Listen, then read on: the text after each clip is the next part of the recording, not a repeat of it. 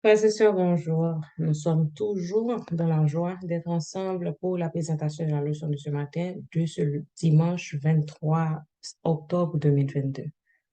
Aujourd'hui, nous avons comme titre L'amertume est facultative. Et le texte, c'est dans Genèse 50, versets 20 et 21. Vous avez voulu me faire du mal, mais Dieu a voulu changer ce mal en bien. Il a voulu sauver la vie d'un grand nombre de gens. Comme vous le voyez aujourd'hui, maintenant, n'ayez pas peur. Je prendrai soin de vous et de vos familles. Alors, titre jeudi, c'est amertume facultative, c'est-à-dire amer, l'eau fâché, l'eau répondre négativement en situation. Les facultatives, c'est-à-dire que nous qu'à choisir pour nous amer ou bien pour nous joyeux, malgré situation.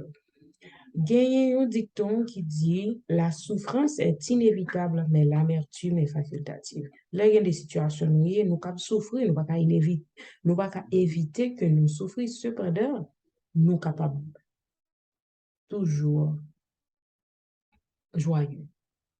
Amertume non facultative. C'est façon de réagir à problème non ou bien à difficulté dans traverser qui détermine par façon de contrôler qui ont une maîtrise sur nous. Donc, un exemple de une jeune demoiselle qui est Kathleen Goulet. Kathleen Goulet était fiancée à un jeune homme. Bien avant de son mariage, Catherine Goulet recevait un message de son fiancé qui n'est pas marié encore. Fiancé Kathleen Goulet a dit qu'il n'est pas marié encore. Kathleen, yo même, monsieur, couple a payé $4 500 pour réception de près de 150 personnes. C'était au Connecticut, à Newark. Norwalk. Finalement, Kathleen a passé en situation terrible pendant fiançailles la rompu, sans grande raison, et finalement, il a décidé pour ne pas arrêter dans l'amertume, dans la souffrance de cette situation. Au contraire, il a gagné une initiative pour ne pas quitter comme ça perdu, parce qu'il était payé. Il dit, au lieu pour l'éviter 100 000 avec parents, il a invité tout le monde dans une zone qui, dans la rue, qui payait en cap vivre les sans-abri et les mendiants de Norwalk, dans le Connecticut, il a invité à venir recevoir réception ça. Comme initiative ça tellement originale, alors les entreprises qui étaient dans le préparatif mariage là, ils offrent pour ils bail transport pour ces nouveaux invités et ils bail fleurs, ils aider. Et Kathleen vient pas passer douleur là, dans le même genre pas supposé passer là parce que il est tellement focus pour le fin réaliser fait ça. Au lieu pour ta passer une situation de détresse ou de dépression, il fait un bagage positif avec situation ça, il aide un peu le monde passer une meilleure soirée, la plus belle soirée de certains parce que pas bien chance utiliser setting ça pour être capable manger un dîner copieux. Alors, nous, même nous qu'à considérer, nous, qu'elle ne doit pas qu'à contrôler, nous ne doit pas qu'à influencer circonstances qui viennent dans la vie, il y a un peu l'imprévu, mais nous qu'à contrôler façon nous réagir face à difficulté ça. Avec attitude li, Kathleen transformer un événement qui t'a douloureux dans la ville pour une bénédiction qui atteint un paquet de monde. Bien un siècle auparavant, l'Égypte est témoin d'un événement similaire dans la vie de Joseph, le fils de Jacob, pendant que Joseph était à vivre dans l'abondance chez lui, frère lui était vendu en esclave et à cause de ça, ça vient faire qu'il t'a vivre comme un esclave. Il était une raison pour être amer contre lui-même. En plus de ça, il finalement joignent côté la vive dans l'abondance, il était responsable de la maison de Potiphar, il injustement emprisonné pour harcèlement sexuel. Et Madame Potiphar dit que il était harcelé sexuellement. Et finalement, Joseph a tombé dans la prison. Mais Joseph a jamais quitté adversité ça. Et grâce à lui, au contraire, il toujours continué à vivre selon les principes de Dieu. Et bon Dieu t'a utilisé Joseph comme un instrument pour sauver la vie d'un grand nombre de gens. comme texte a dit. En pile de fois, situation, peut-être, quelques personnes, peut-être, qu'à essayer de faire ou mal, bon Dieu, il pouvoir pour changer mal là en bien, selon que ou même on répond de façon positive, de façon optimiste, de façon joyeuse à cette situation. Gain, peut-être, je dis un événement de la vie qui est capable de bon pile douleur, mais il y a une blessure qui est capable peut-être affliger, il y a une douleur dans le cœur, elle va affliger, qui a porté douleur, mais si c'est cas ça, histoire Joseph là, enseignez-nous aujourd'hui, nous, qu'à tourner toute situation mal dans une situation côté nous une positivité là-dedans.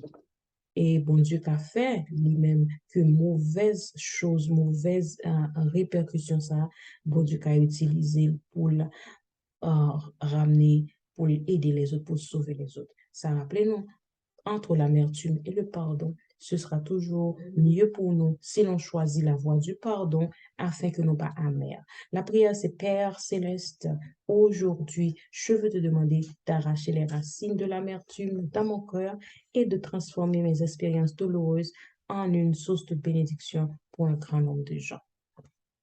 Et nous pourrons présenter École Sabbat. Si je dis à dimanche 23 octobre, il y a la résurrection de Moïse. Mais d'abord, on a le verset à mémoriser cette semaine, c'est Jean 11, versets 25 et 26.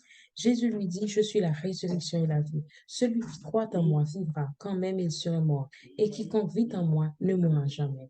Alors, il y a un pile référence dans l'Ancien Testament qui parlait nous, de que il y a de monde sur des attaques personnel, yo te connaît qu'il a gagné la résurrection. Cependant, première résurrection, c'était la résurrection de Moïse. Et nous gagnons d'autres résurrections dans la monarchie d'Israël. La résurrection du fils de la veuve de Sarita par le prophète et le fils de la Sunamite. Et Moïse a été ressuscité. Pendant Jésus sous terre, a été ressuscité la fille de Jairus, a été ressuscité Lazare. Tout le monde a été obligé de mourir encore, à l'exception de Moïse. C'est ça que fait, je dis à la fois, comment la résurrection ça a été qu'on fait avant la mort et la résurrection du Christ. Alors, je dis, si j'en ai dit là, c'est la résurrection de Moïse. Et nous allons lire Jude 9. Jude 9, c'est nous connaît. Or, à l'archange Michel, lorsqu'il contestait avec le diable et lui disputait le corps de Moïse, n'osa pas porter contre lui un jugement injurieux, mais il dit que le Seigneur te rabote, que le Seigneur te réprime. Alors, c'est un nouvel l'archange Michel, tu as disputé, tu as contesté avec le diable, tu as disputé le corps de Moïse. Ça fait nous connaître que vraiment, à la résurrection, Moïse a été une résurrection totale et corporelle, parce que le disputant le corps de Moïse. Et il y a un texte qui montre que Moïse était ressuscité. C'était dans la Luc 9, verset 28 à 36. Environ 8 jours après qu'il eut dit ces paroles, Jésus prit avec lui Pierre, Jean et Jacques, et il monta sur la montagne pour prier. Lorsqu'il priait, pendant qu'il priait, l'aspect de son visage changea et son vêtement devint d'une éclatante blancheur. Et voici deux hommes s'entretenaient avec lui. C'était Moïse et Élie qui apparaissaient dans la gloire, parlaient de son départ qu'il allait accomplir à Jérusalem. Pierre et ses compagnons étaient appesantis par le sommeil, mais s'étant tenus éveillés, ils virent la gloire de Jésus et les deux hommes qui étaient avec lui. Au moment où ces hommes se séparaient de Jésus, Pierre lui dit, Maître, il est bon que nous soyons ici. Dressons trois tentes, une pour toi, une pour Moïse et une pour Élie. Il ne savait ce qu'il disait. Comme il parlait ainsi, une nuée vint les couvrir et les disciples furent saisis de frayeur en les voyant entrer dans la nuée. Et de la nuée sortit une voix qui dit, Celui-ci est mon fils, écoutez-le. Quand la voix se fit entendre, Jésus se trouva seul.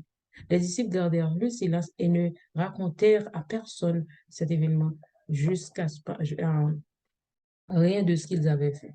Nous voyons comment disciples étaient témoins de ce que Moïse et Élie étaient en réunion avec Jésus avant que Jésus était allé à Jérusalem. Alors nous voyons comment la Moïse a été ressuscité corporellement. Mais est-ce que mon guide dit c'est peut-être Moïse ressuscité, mais Moïse pas mort? Oui, Moïse était mort. Le Deutéronome 34, verset 5 et 7 dit, non, Moïse, serviteur de l'Éternel, mourut là dans le pays de Moab, selon l'ordre de l'Éternel. Et l'Éternel l'enterra dans la vallée au pays de Moab, vis-à-vis de Beth-Péor. C'est l'Éternel qui a enterré Moïse. Personne n'a connu son sépulcre jusqu'à ce jour. Moïse était âgé de 120 ans lorsqu'il mourut. Sa vue n'était point affaiblie, sa vigueur n'était point passée. C'est pas parce que Moïse était vieilli que Moïse était mort. L'Éternel l'a pris et l'a enterré. Alors, Moïse, pas traité très longtemps dans la tombe. Selon la servante inspirée Ellen White dans Patriarche et Prophète, page 438 et 439, il dit le Fils de Dieu, accompagné des anges qu'il avait inhumés, descendit du ciel et vint lui-même réveiller, délivrer de son tombeau le prophète endormi, en parlant de Moïse. Aussi, quand il s'aperçut que le prince de la vie allait briser les barreaux de cette sombre prison et qu'il le vit s'approcher du sépulcre de Moïse accompagné d'une escorte de gens, d'anges étincelants, il a couru tout effaré pour défendre son empire. Mais le Seigneur ne s'arrêta pas à parlementer avec lui. Jésus, remettant ce litige à son Père, se contente de dire à Lucifer, que le Seigneur te punisse. Il ramène l'illustre mort à la vie. Cet acte donnait à Satan une preuve péremptoire de la suprématie du Fils de Dieu. Par là était assurée la résurrection des morts. La proie de Satan lui était arrachée. Il serait désormais certain que tous les justes sortiraient de la tombe. Alors, nous avons preuve de la résurrection de Moïse à la transfiguration, côté Pierre, Jacques et disciples qui étaient avec Jésus, c'était, pour vérifier, Pierre, Jacques et Jean. Et puis, il y a été témoin de Moïse qui était venu en réunion avec Jésus. Nous avons imaginé que c'est pas un rêve, parce que la Bible même dit Moïse et Élie te descendent sous montagne pendant Jésus t'a pris pour venir discuter à Jésus. Et à Moïse et Élie te dialogué à Jésus. Ils t'a entretenu à Jésus. Et la Bible même, bon, nous qui sujet, on t'a parlé à Jésus, on t'a discuté de départ Jésus qu'il allait accomplir à Jérusalem. C'est-à-dire, c'est pas une histoire fictive. Moïse t'est apparaître directement. C'est preuve de la victoire, de la mort, de la résurrection corporelle à venir sur le péché parce que l'Éternel déjà gagné le contrôle.